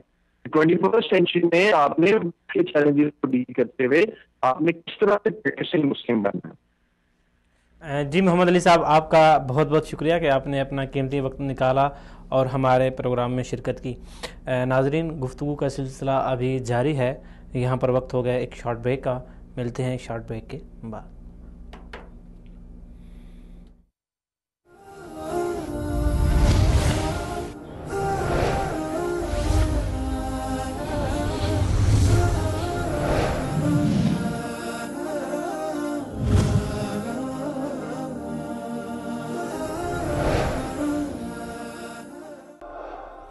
السلام علیکم ناظرین, آپ کو ایک بار پھر سے اپنے پروگرام میں خوش آمدید کہتے ہیں. عبید صاحب, جیسا کہ ابھی بریک سے جانے سے پہلے ہم محمد علی سے بات کر رہے تھے, تو انہوں نے بڑے اچھے طریقے سے ہمارے سوالات کی, جو اسپیشلی ہمارے جو نوجوانوں میں یہ بڑھتا ہوا فیشن ہے اس کے اوپر بڑی اچھی بات کی. اب یہاں پر ایک چیز جاننا بہت ضروری ہے, یہ ہپ ہاپ کا جو کلچر ہے یہ آیا کہاں سے؟ ہپ ہاپ کا جو کلچر ہے اس کے اوپر ہم پہلے بھی جو ہے وہ بات کر رہے تھے.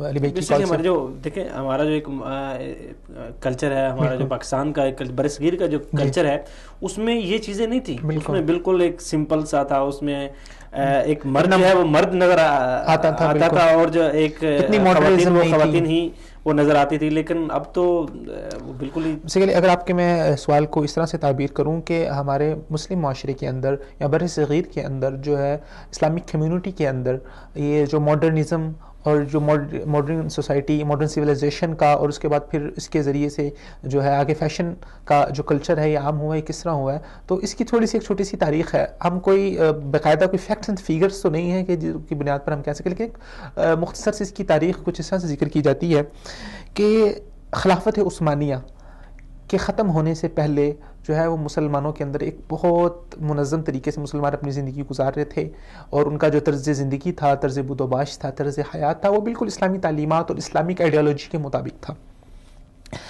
لیکن جس طرح آپ کو پتہ ہے کہ ہمیشہ جب ایک سورج جو طلوع ہوتا ہے, عروج آتا ہے, تو اس کو ایک زوال آتا ہے. اس میں بہت سارے جو ہے مسائل ہوتے ہیں. ایک تو کچھ خارجی سازشیں ہوتی ہیں, کچھ باہر سے لوگوں کی جو ہے وہ سازشیں ہیں, اور اس کے ساتھ ساتھ کچھ ہماری اندرونی غفلتیں بھی ہوتی ہیں. تو ہماری غفلتوں کا نتیجہ, خیر جو بھی تھا اس کی کیا وجوہات تھی اس پہ ہم کبھی انشاءاللہ بات کریں گے. لیکن خلافت عثمانیہ جو مسلمانوں کی آخری خلافت تھی, جب اس کا زوال شروع ہوا تو زوال کے ذریعے جو یورپ ہے اس نے جب بر صغیر کا اس نے رخ کیا, اس نے دیکھا کہ میں کس طرح بر صغیر کو اپنے پنجے میں لے سکتا ہوں.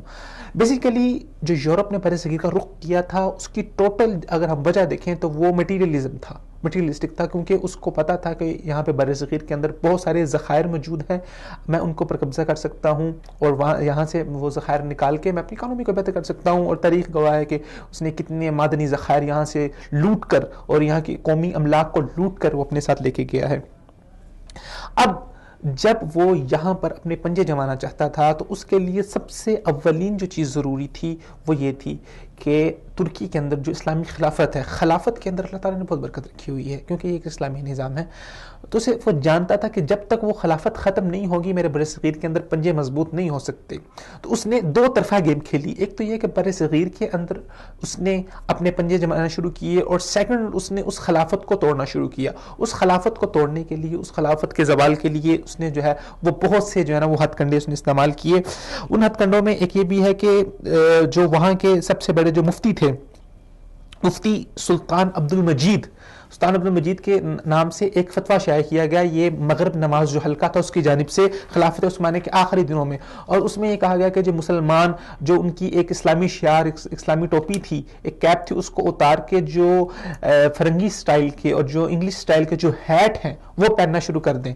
خیر یہ ابتدا تھی، لیکن اس وقت مسلمانوں کے اندر اسلامی حمیت موجود تھی. انہوں نے اس جو ہے وہ اس کے اوپر جو ہے وہاں کے مفتی تھے سلطان عبد المجید، ان کی نقلی مہر اس کے اوپر بھی لگی ہوئی تھی. خیر انہوں نے اس کو جی ہم اس بات کو ابھی جاری رکھتے ہیں. ہمارے ساتھ ابھی جو حد صاحب ہیں ان سے بات کرتے ہیں. السلام علیکم.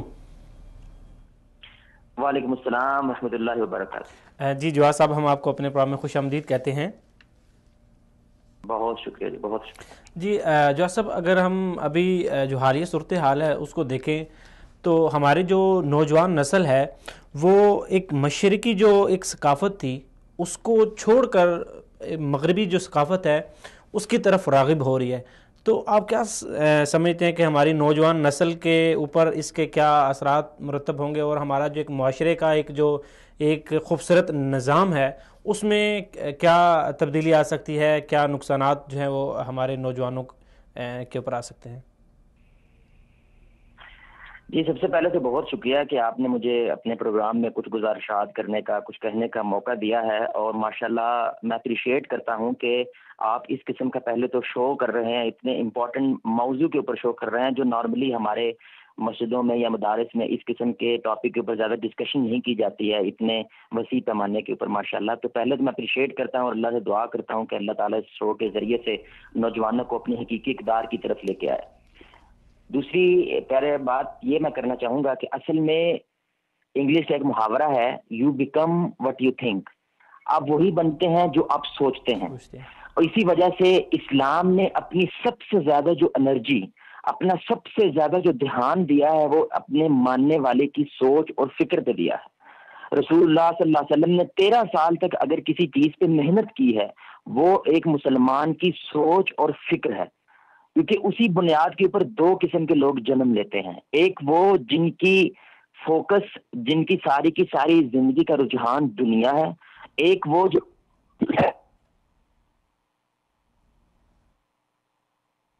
جی لگتا ہے کال ڈراپ ہو گئی. انشاءاللہ ہم دوبارہ جواد صاحب کو لیں گے. جی جواد صاحب کی کال سے پہلے جو ہے ہم وہ ترکی کے حالات کے اوپر بات کر رہے تھے کہ یورپ نے جب اپنے پنجے گاڑنا شروع کیا برِ صغیر میں تو اس نے ترکی کی خلافت کا زوال کا سامان فراہم کرنا شروع کیا.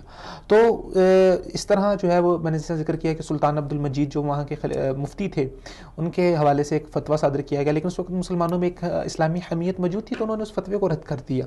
اس کے بعد آہستہ آہستہ وہاں پر جو ہے یہ مٹیریلزم اور لبرلزم کا یہ جو نظام قائم ہوا وہ جو ہے کمال پاشا اتاتورک کے ذریعے جو ہے وہ آخری خلیفہ کا اختتام ہوا، خلافت عثمانیہ ختم ہوئی، اور اس کے بعد جو ہے وہ اتاتورک سب سے پہلے جو ہے نا اس نے ترکی کے اندر جو ہے وہ سیکولر اور لبرل نظام کی بنیاد اور ترا ڈالی.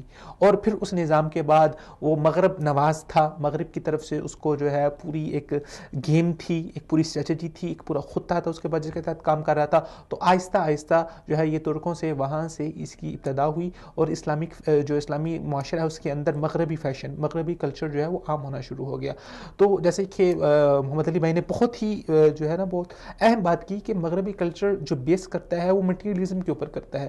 وہ آپ اسلام نے جو آپس میں محبت اور اخوت، ایک دوسرے کے ساتھ اخوت اور چاہت کا جو رشتہ قائم کیا اس کو توڑ کے وہ سب کی ساری بنیاد پیسے کے اوپر رکھتا ہے.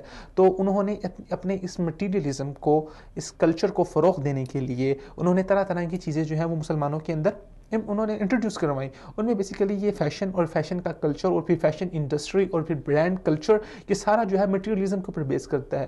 پھر اس کے ساتھ ساتھ جو چیزیں اور ہمارے مسلمان بچوں کے اور ہمارے مسلمان یوتھ کے ذہن کو چینج کرنے کے لیے، ان کے ذہن کو تبدیل کرنے کے لیے ہوئی. اس کے لیے انہوں نے سوچا کہ اب ہم کس طرح ان کو پورے کا پورا اپنے جو ہے نا وہ تحت کر سکتے ہیں، اپنا غلام بنا سکتے ہیں. جی اس بات کو ہم جاری رکھیں گے. ابھی ہم بات کرتے ہیں جواد صاحب سے. السلام علیکم. جی وعلیکم السلام رحمۃ اللہ. جی جواد صاحب، آپ بات کر رہے تھے مشرقی ثقافت اور مغربی ثقافت، اور ہمارے جو نوجوان ہیں وہ جو ایک مغرب کی طرف جو ان کا ایک جو راغب ہونا، اور انہی کے اپنے لباس کو، اپنے پورے جسم کو، اور اپنی جو ایک ظاہری بناوٹ ہے وہ ایک مغربی جو ہے معاشرہ اس کی طرف جو ہو رہی ہے. تو اس کے جو نقصانات ہیں ہمارے معاشرے کے اوپر اور ہماری جو نوجوان نسل ہے اس کے اوپر کیا ہے، تو آپ اس بارے میں کیا کہیں گے؟ جی تو میں گزارش کچھ اس طرح کے کر رہا تھا کہ you become what you think, آپ وہی بنتے ہیں جو آپ سوچتے ہیں. اسی وجہ سے اسلام نے 13 سال رسول اللہ صلی اللہ علیہ وسلم نے مسلمان کی فکر اور سوچ پہ محنت کی تھی کہ جب اس کی سوچ اور فکر آخرت ہوگی تو ایک پرٹیکولر پرسنالٹی ڈیولپ ہوتی ہے. جب آپ کی سوچ اور فکر یہ دنیا ہوتی ہے تو اس کے مقابلے میں بھی ایک پرٹیکولر پرسنالٹی جو ہے ڈیولپ ہوتی ہے. تو اب کچھ لوگ ایسے ہیں جو یہ سمجھتے ہیں آنکھ بند ہونے کے بعد دنیا ختم ہو جاتی ہے، اور کچھ لوگ ایسے ہیں جو یہ سمجھتے ہیں آنکھ بند ہونے کے بعد ہی دنیا شروع ہوتی ہے. تو مغرب جو ہے وہ یہ مانتا ہے کہ آنکھ بند ہے تو سب ختم ہے، اس لیے وہ یولو کلچر کو پروموٹ کرتے ہیں. YOLO man you only live once, آج ہے ابھی ہے، جو کرنا ہے کر جاؤ، جیسے جینا ہے جی جاؤ، کل نہیں ہے، آنے والا کل ہمارے پاس نہیں ہے. لیکن جو اسلام ہے، جو اسلام کو ماننے والے ہیں، جو آخرت پہ فوکس سکھاتا ہے، وہ یہ سکھاتا ہے آپ کا آج کے ایکشن کے کانسیکوینسز ہیں جو آپ نے کل ان کو ریپلائڈ بیک کرنا ہے، جو کل آپ سے اس ساری چیزوں کا حساب کتاب لیا جائے گا. تو بنیادی سب سے بڑا جو مسئلہ ہے وہ فکر کا ہے، وہ سوچ کا ہے. اور انفارچونیٹلی ہمیں یہ عقیدہ جو آخرت کا عقیدہ ہے وہ اس انداز سے پڑھایا نہیں جاتا کہ اگر آپ کا فوکس دنیا ہے تو وہ ایک پرٹیکولر پرسنالٹی ڈیولپ کرتا ہے، اور اگر آپ کا فوکس آخرت ہے تو وہ بھی ایک پرٹیکولر جو ہے پرسنالٹی وہ ڈیولپ کرتی ہے. تو سب سے پہلا مسئلہ یہ سوچ کا ہے، کیونکہ آج کا ہمارا جو نوجوان ہے اس نے مغرب کو لیا اس لیے ہے کیونکہ اس کا عقیدہ آخرت کے اوپر وہ بہت ہی کمزور ہو چکا ہے کہ وہ رسپانسیبل ہے اپنے ایچ اینڈ ایوری ایکشن کے لیے اللہ کے سامنے، وہ بہت کمزور ہو چکا ہے، اور اس کی ریپلیسمنٹ کے لیے کوئی عقیدہ تو لینا پڑے گا. تو وہ عقیدہ انہوں نے یولو کا لیا، یہ اونلی لیو ونس، جو ویسٹرن عقیدہ ہے، جو ویسٹرن مینٹالٹی ہے جس کے اوپر وہ ساری زندگی گزارتے ہیں.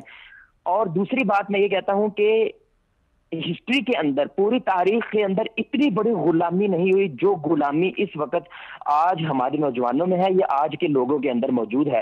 کہ پہلے تو جسم کو جکڑا جاتا تھا زنجیروں کے اندر، لیکن آج ہمارے دماغ کو انہوں نے اپنی زنجیروں میں جکڑ لیا ہے. یعنی کہ آپ امیجن کریں ایک بندہ دکان پہ جوتا لینے کے لیے جاتا ہے، اسے جوتا پسند آتا ہے، وہ لینا چاہتا ہے، لیکن وہ صرف اس لیے نہیں لیتا ہے کیونکہ یہ فیشن میں ان نہیں ہے. یہ چیز آج کل لوگ لے نہیں رہے ہیں، میں نے آج تک کسی کو یہ پہنتے دیکھا نہیں ہے. یعنی کہ اپنی مرضی سے وہ جوتا تک نہیں خرید پا رہا ہے.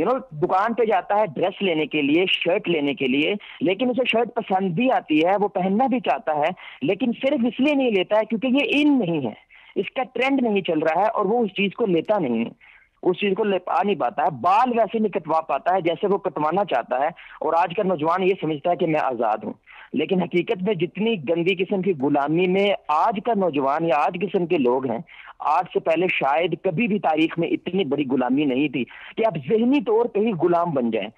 یعنی کہ یہ کس نے اسٹینڈرڈ سیٹ کیا ہے کہ اگر آپ کے پاس مرسیڈیز بینز ہے، آئی فون 7 ہے، i5 لیپ ٹاپ ہے تو تبھی آپ امیر ہیں. اگر آپ کا مہران گاڑی ہے، 3310 نوکیا کا موبائل ہے تو آپ امیر نہیں ہیں. یہ ڈیفینیشن کس نے سیٹ کی ہیں؟ ہم جانتے نہیں ہیں، پہچانتے نہیں ہیں، لیکن کیونکہ ہمارا اپنا عقیدہ ریپلیسڈ ہو چکا ہے اس عقیدے کی وجہ سے، تو ہم ایک اندھی تقلید کرتے ہوئے ایک اندھا دھن اس ڈائریکشن کے اندر چل رہے ہیں جس ڈائریکشن کی کوئی وجہ نہیں ہے، کوئی بنیاد نہیں ہے، جس کے پیچھے صرف اور صرف شیطان کھڑا ہے، جس کا ٹرائنگل آف ٹیمپٹیشن جس کو وہ استعمال کرتا ہے، یعنی کہ وومن، ویلتھ اور فیم. انہی تینوں چیزوں سے وہ اس نوجوان کو جکڑ چکا ہے، اپنے پنجے میں لے چکا ہے. اور نوجوان ہی ٹارگیٹڈ کیوں ہے؟ کیونکہ اگر آپ نے کسی قوم کا مستقبل تباہ کرنا ہے، آپ اس کے نوجوانوں کو تباہ کر دیں. اگر وہ نوجوان تباہ ہو گیا ہے تو ان کا مستقبل آپ اس قوم کا تباہ ایزیلی کر سکتے ہیں، کیونکہ بابے جو ہوتے ہیں انہوں نے تو ویسی زندگی ختم کر چکے ہیں، بچوں کو ابھی اتنی ضرورت سمجھ نہیں ہوتی ہے. تو اس وجہ سے نوجوان بہت زیادہ ٹارگیٹڈ ہیں کہ اگر آپ نے ان کی نیشن کو تباہ کرنا ہے، مستقبل کو تباہ کرنا ہے، ان کے نوجوانوں کو تباہ کر دیں، اس کے نوجوان کے ویژن، اس کے نوجوان کے ٹارگیٹڈ کو لوز کر دیں، فیڈ کر دیں، آپ ایزیلی ان کا مستقبل تباہ کر سکتے ہیں. جی، جیسا کہ آپ کی جو ہے وہ یورپی جو ایک ممالک کے لیے آپ کی بہت ایک اچھی ریسرچ آپ نے کی ہے، تو آپ کیا سمجھتے ہیں کہ جو یورپی نوجوان ہیں اور جو ہمارے نوجوان ہیں ان میں جو ایک خاص فرق دیکھیں، ہمارا جو نوجوان پاکستان میں جو زیادہ تر چل رہا ہے، ایشیا میں جو زیادہ تر چل رہا ہے اسلامی ممالک میں، وہ ایک جوائنٹ فیملی سسٹم جو چل رہا ہے، اس میں ہماری جو نوجوان نسل ہے اس کی ایک جو ہے ایک کڑی ہے جو نسلوں سے چلی آ رہی ہے، جس میں جوائنٹ فیملی سسٹم ہے، اور ہمارے نوجوانوں کا آپس میں جو ایک پیار محبت اور آپس میں ایک جو ریلیشن ہے، کیا اسی طرح جو یورپی کنٹریز ہیں ان کا جو ایک معاشرے کی ایک جو ترتیب ہے، نوجوانوں کی جو ایک ترتیب ہے، وہ ہمارے معاشرے سے اچھی ہے؟ آپ کیا سمجھتے ہیں؟ جی، ترتیب جو الحمدللہ ہمارے معاشرے میں جو اقدار پہلے موجود تھی الحمدللہ وہ ایک اچھی اور مناسب اور ڈیسنٹ اقدار تھی، لیکن یہاں پہ ہم نے نوجوانوں کو ایک چیز کے لیے گائیڈ کرنا ہے کہ اسلام خواہشوں کو ختم کرنے کے لیے نہیں آتا ہے. اصل میں بہت سارے، میں الحمدللہ یوتھ میں رہ چکا ہوں، ملیشیا میں جب پڑھا کرتا تھا وہاں پہ تقریباً مور دین 40 کنٹریز کے اسٹوڈنٹس ہمارے ساتھ پڑھتے تھے، یوتھ پڑھتے تھے. تو ان کو پرسیپشن یہ ملتی ہے ریلیجن کی طرف سے کہ شاید ریلیجن خواہشوں کو ختم کرتا ہے، حالانکہ ریلیجن خواہشوں کو ختم نہیں کرتا ہے، اسلام خواہشیں ختم نہیں کرتا ہے، ان کو اچھی ڈائریکشن دیتا ہے، ان کو اچھا وے دیتا ہے. In fact fashion in it self کوئی ایشو تو نہیں ہے. ابھی ماشاءاللہ آپ اتنے خوبصورت لگ رہے ہیں، آپ ایک پرٹیکولر انداز سے بال بنائے ہوئے ہیں، ایک پرٹیکولر انداز سے کوٹ پہنا ہوا ہے، شرٹ پہنی ہوئی ہے، عبید الرحمان بھائی نے ویسٹ کوٹ پہنی ہوئی ہے. آپ ایک فیشن آپ نے بھی ایک بنا رکھا ہے، لیکن اب اس کے اندر آپشن ہو جانا، گریجویشن کے لیول تک لے جانا اور ایسے سمجھنا کہ میرے پاس فون سے نہیں ہے تو آپ ڈفرنٹ اسٹیٹ میں چلتے ہیں، آپ کو لگتا ہے فٹ ان نہیں ہو پا رہا سوسائٹی کے اندر، تو یہ ایک ایشو بنتا ہے. تو یہ بھی ایک بات ہم نے اپنے نوجوانوں کو یہ بات سمجھانی ہے، بتانی ہے، اسلام کسی چیز کو تباہ کرنے ختم کرنے نہیں آتا ہے، اس کو ڈسپلن کرنے کے لیے آتا ہے. تو دوسری جو آپ کہہ رہے ہیں کہ نوجوانوں کے اندر وہی اقدار وہی چیزیں قائم رہ پائی ہیں کہ نہیں رہ پائی ہیں، تو میں نے پہلے جیسے گزارش کی تھی جیسا آپ کا فوکس ہوگا ویسے ہی آپ کے دوست بھی ہوں گے نا. اگر آپ کا فوکس دیا ہے تو دنیا داری ٹائپ کے دوست ہوں گے تو ان کے درمیان تو ایسے ٹاپک ڈسکس ہوتے ہیں. ابھی تیرے پاس موبائل کون سا ٹرینڈ ان ہے، کون سی نئی میوزیکل ویڈیو آئی ہے، کون سی نئی پکچر آئی ہے، ان کے درمیان ڈسکشن ہی اس انداز سے ہوگی. لیکن جب آپ کا فوکس آخرت ہوگا پھر اس کے لحاظ سے آپ دوستیاں منائیں گے. اسی وجہ سے رسول اللہ صلی اللہ علیہ وسلم نے کہا. جی جواد صاحب، آپ دیکھیں، آپ اس سچویشن کو دیکھتے ہوئے آپ کیا سمجھتے ہیں کہ ہماری جو نوجوان نسل ہے آخر کیا وجہ ہے کہ وہ اسی معاشرے کو کاپی کرنے کی کوشش کر رہی ہے؟ آپ کیا سمجھتے ہیں؟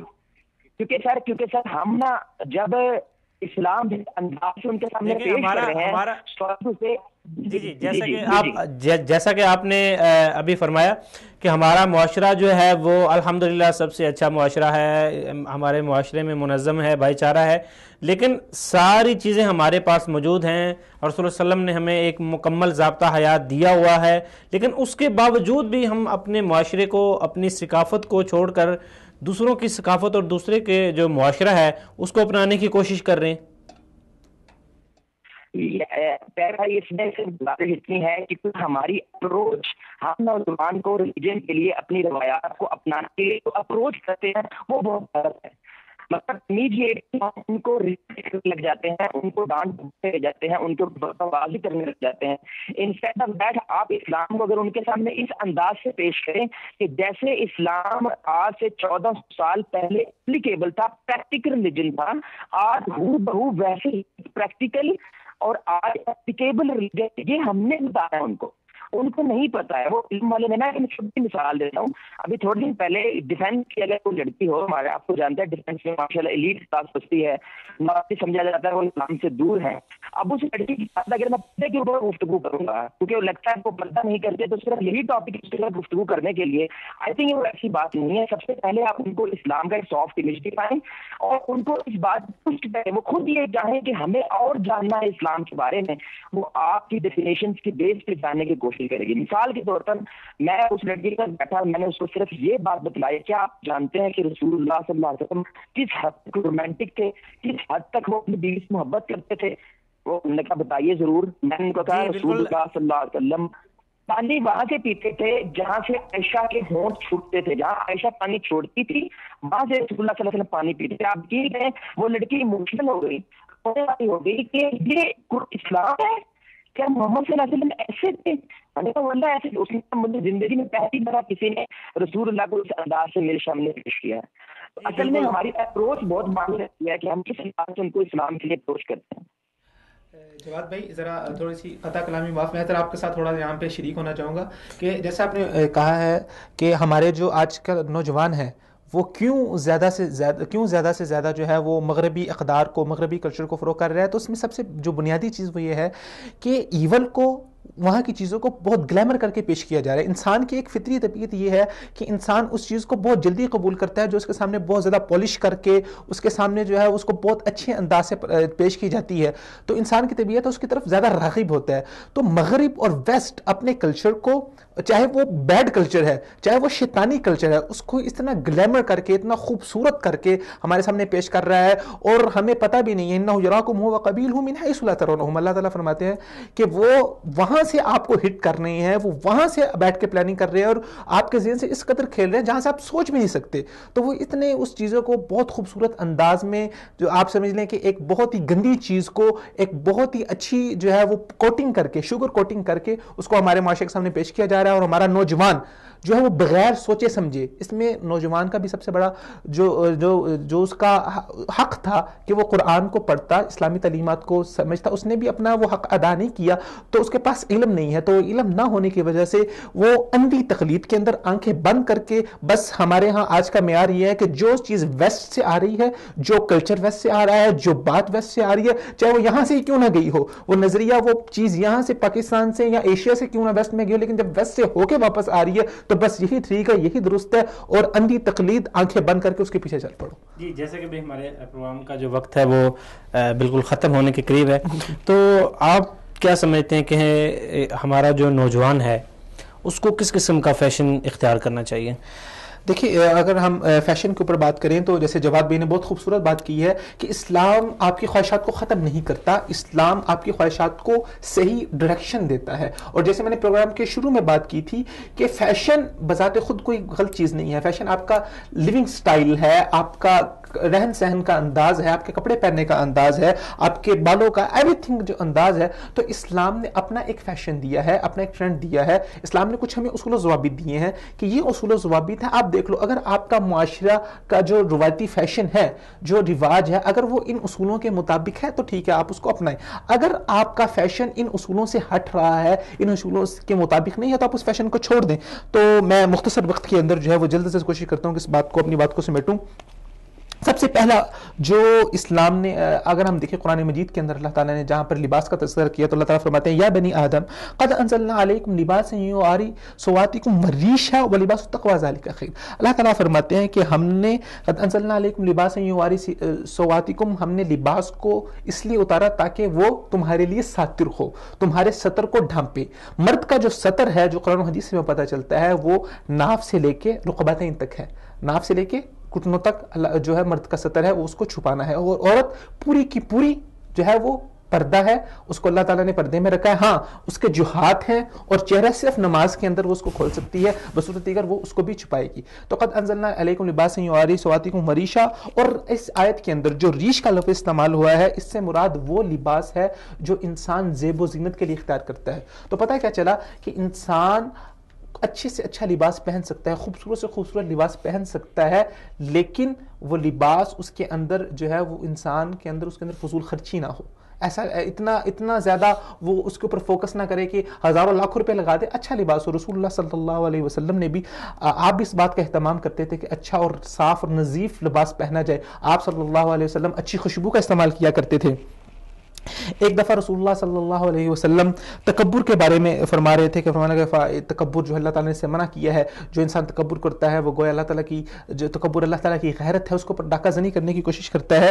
تو ایک صحابی رسول اللہ سے فرمانے لگے کہ یا اللہ یا نبی اللہ، ہر انسان کی یہ چاہت ہوتی ہے کہ اس کا کپڑا اچھا، اس کی جوتی اچھی ہو، کیا یہ بھی تکبر میں آتا ہے؟ رسول اللہ نے فرمایا نہیں، ان اللہ جمیل یحب الجمال، اللہ تعالیٰ خود بھی خوبصورت ہے اور خوبصورتی کو پسند فرماتے ہیں۔ تو اس کے اندر جو سب سے پہلی چیز ہے وہ یہ ہے کہ آپ کا لباس جو ہے وہ ساتر ہونا چاہیے۔ دور جاہلیت کے اندر ایک خاص قسم کا کپڑا ہوتا تھا، وہ پہنا کرتی تھی خواتین، اور اس سے ان کے جو اندر سے جسم تھا وہ نظر آیا کرتا، تو رسول اللہ صلی اللہ علیہ وسلم نے اسے منع فرمایا، اور آپ صلی اللہ علیہ وسلم نے ان عورتوں کے لیے وعید فرمائی ہے، ان کے لیے لعنت فرمائی ہے کہ جو عورتیں کپڑے پہننے کے باوجود ننگی ہوتی ہیں۔ تو ہمارے جو کپڑے جو چیزیں ہمارے، ہم دیکھ لیں، میں کسی کو پوائنٹ نہیں کرتا، ہمارے معاشرے کا جو فیشن یا جو کپڑے اس کیٹیگری کے اوپر پورا نہیں اترتے، اسلام اس کی مخالفت کرتا ہے۔ یہاں پر ایک بات کا میں اضافہ کرتا ہوں کہ جس میں اگر آپ دیکھا جائے آج کل کے فیشن کو، جو جہاں تک ایک مرد کا لباس ہونا چاہیے، ٹھیک ہے، اور ایک عورت کا ہونا چاہیے، آج کل جو ہمارے جو ینگسٹر ہیں وہ لباس میں کیا کرتے ہیں کہ دیکھیں تعلیم کے حوالے میں جیسے پہلے بھی بات ہو چکی ہے، تو لباس چھوٹے سے چھوٹا ہوتا جا رہا ہے۔ بالکل لباس ساتر ہونا چاہیے۔ دیکھ لیں، میں کسی یعنی کہ کوئی جینز کے اوپر میں اگر کروں کہ جی جینز نہیں، جو ہے گرلز جینز نہیں پہن سکتی، میں اس کی طرف نہیں جا رہا، میں اصول بتا رہا ہوں جو اسلام نے اصول دیا۔ آپ خود ایک سمجھدار، ایک عقل مند انسان ہے، آپ دیکھ لیں کہ یار آپ جو لباس پہن رہے ہیں، آپ کا دل الاسم ما حاک فی نفسی کا، رسول اللہ نے فرمایا گناہ وہ ہے جو آپ کے دل کے اندر کھٹکا پیدا کرے۔ آپ ایک غیر دار ہو کے اللہ تعالیٰ سے ڈر کے خود اس بات کا فیصلہ کریں کہ آپ نے جو کپڑے پہنے ہیں، جو لباس آپ نے پہنا ہے، کیا آپ اس کو ساتر سمجھ رہے ہیں؟ کیا سمجھ رہے ہیں کہ اس نے آپ کا ستر کو چھپایا ہوا ہے؟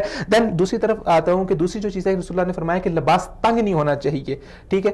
ایک جو زمانہ جاہلیت کے اندر ایک قبطی لباس ہوا کرتا تھا، وہ آپ صلی اللہ علیہ وسلم نے اسے منع فرمایا، کیونکہ وہ ولا یبدین زینتہن الا لبعولتہن، کیونکہ تنگ لباس سے جو ہے وہ عورتوں کی زینت ظاہر ہوتی ہے، تو اللہ تعالیٰ نے زینت ظاہر کرنے سے منع فرمایا ہے۔ اور اسی طرح یہ جو تنگ لباس ہے، اس کے میڈیکلی طور پہ بہت زیادہ نقصانات ہیں۔